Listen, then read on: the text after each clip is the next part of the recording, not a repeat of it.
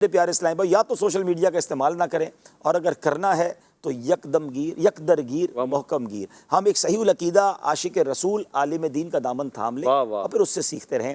Option کے طور پر میں یہ نہیں کہتا صرف دعوت اسلامی، بہت سارے ماشاءاللہ ہمارے مفتیان کرام اور علماء ہیں، لیکن دعوت اسلامی کا سوشل میڈیا، اس کے سوشل میڈیا کے پیجز، اس کا ریٹن کانٹینٹ آپ بے فکر ہو کے سن بھی سکتے ہیں، فارورڈ بھی کر سکتے ہیں کہ یہ ایسے ہی نہیں لگا دیا جاتا. اس کو ایک علماء کی ٹیم ہے، وہ چیک کرتی ہے اور آگے بڑھاتی ہے.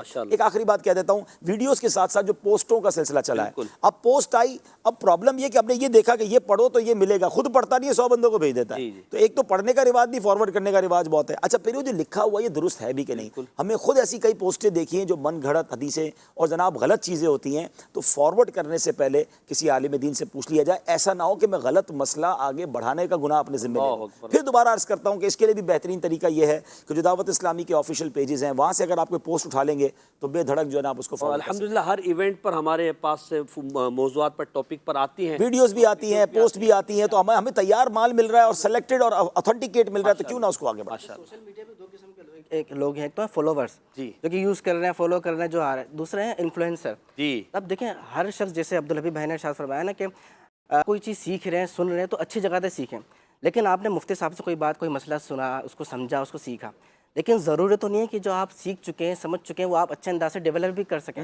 تو ضروری نہیں ہے نا. تو اس وقت بہت سارے لوگ ہیں جن کو یہ بننے کا شوق ہے کہ لوگ جو ہے نا ہمیں سبسکرائب کریں. ڈاکٹر کے ساتھ رہ کہ اپنے آپ کو ڈاکٹر سمجھ. جی ہاں، ڈاکٹر سمجھنا شروع کر دیتے ہیں، دوائی دینا شروع کر رہے. کچھ مریض پھر گھر ہاسپتال جائیں گے، کچھ قبرستان جائیں گے، ڈاکٹر صاحب جیل نہ چلے جائیں. اچھا سوشل میڈیا پہ ایک اور بات بھی ہے کہ آپ یہ دیکھتے ہیں عموماً کہ کس کے ویور زیادہ ہیں، کس کے فالوور زیادہ ہیں. اچھا اس کے جو ہے نا اتنے زیادہ ہیں تو یہ بات درست کر رہا ہوگا، یہ اتھینٹک ہے. اب وہ ڈاکٹر کی بات کرے، وہ طب کی بات کرے، وہ میڈیکل کی، انجینئرنگ کی، یہاں تک کہ وہ اسلامک بھی بات کرے گا تو اس کو ہم درست مانیں گے، اس کو سننا شروع کر دیں گے. اس میں ہوتا یہ ہے کہ اس کی چھوٹی سی کوئی غلط بات جس میں وہ عموماً یہ کہہ رہا ہوتا ہے کہ میں یہ سمجھتا ہوں. بھائی آپ کیسے سمجھتے ہیں؟ آپ نہیں سمجھ سکتے نا، علماء سمجھتے ہیں، اور اس بات کو درست طریقے سے علماء ہی بیان کر سکتے ہیں. جس طریقے سے ایک بلڈنگ کا نقشہ کس طرح تیار ہونا ہے، اس کے اندر کیا کیا خامیاں خوبیاں، وہ آپ بیان نہیں کر سکتے اس طریقے سے جس طریقے سے ایک انجینئر بیان کر سکتا ہے.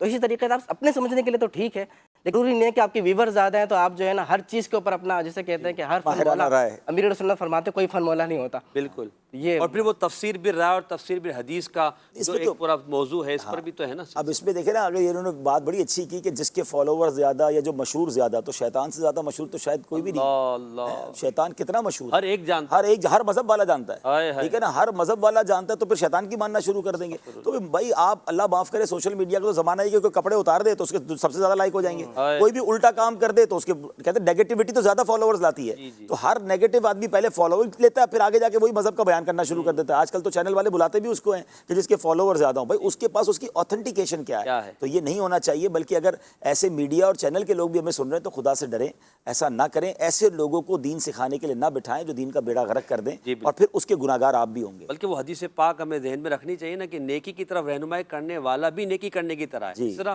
جو کسی کو گناہ کی طرف لے کر جاتا ہے تو وہ گناہ جب تک جاری رہے گا، کسی گناہ کو اس نے ایجاد کیا تو اس کا گناہ بھی تو اسی کو ملے گا نا. تو اب ہمیں یہ بھی دیکھنا کہ کہیں میں گناہ جاریہ کا ذریعہ نہیں بن رہا ہوں، لوگوں کے ایمان کی بربادی کا ذریعہ نہ بن رہا ہوں. تو سوشل میڈیا کا مثبت استعمال کریں، منفی سے اپنے آپ کو بچائیں. اور ایک ایسی ہمارے اندر سوچ ہونی چاہیے کہ جو علماء کہیں بس ہمیں انہی کے پیچھے چلنا ہے. ایک اور کال، ایک میں اور بات ایڈ کر دوں. یعنی میں پرسنلی یہ سمجھتا ہوں، جیسے ہم ماشاءاللہ جس ماحول میں بڑے ہوئے، ہمارے گھر میں تو ٹی وی یا فلمیں ڈراموں والا معاملہ نہیں تھا، اور کئی ایسے لاکھوں لوگ ہیں. میں مذہبی لوگوں سے اب بات کر رہا ہوں، جو لوگ گناہوں میں مبتلا ہیں، اللہ انہیں بھی آسانی عطا فرمائے. مذہبی لوگ جو ہیں، ہمارے گھر میں تو کبھی یہ چیزیں تھی نہیں، لیکن جب سے یہ سوشل میڈیا ہے نا، اب ایک عام آدمی جس کی نہ فلموں تک رسائی ہے، نہ گانوں تک رسائی ہے، معاذ اللہ بے حیائی کے چیزوں تک رسائی ہے. اب یہ انٹرنیٹ اور اسمارٹ فون کے بعد ایک بٹن دبانے کی دیر ہے کہ بندہ اس دنیا میں پہنچ جاتا ہے جس دنیا میں کبھی وہ گیا ہی نہیں، جانا بھی نہیں چاہیے تھا.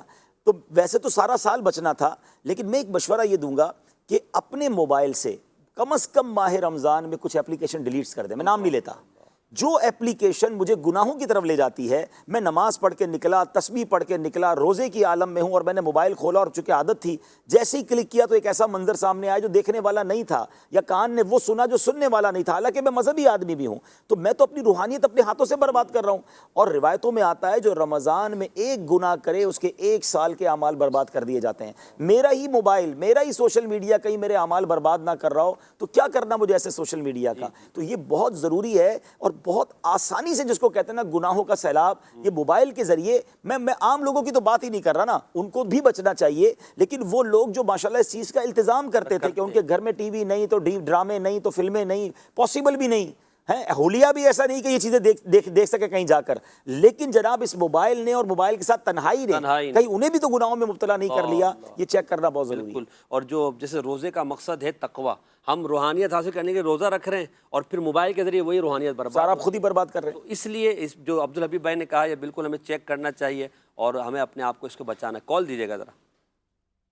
محمد شاہ رخ رضا تاری عبدالحبیب بھائی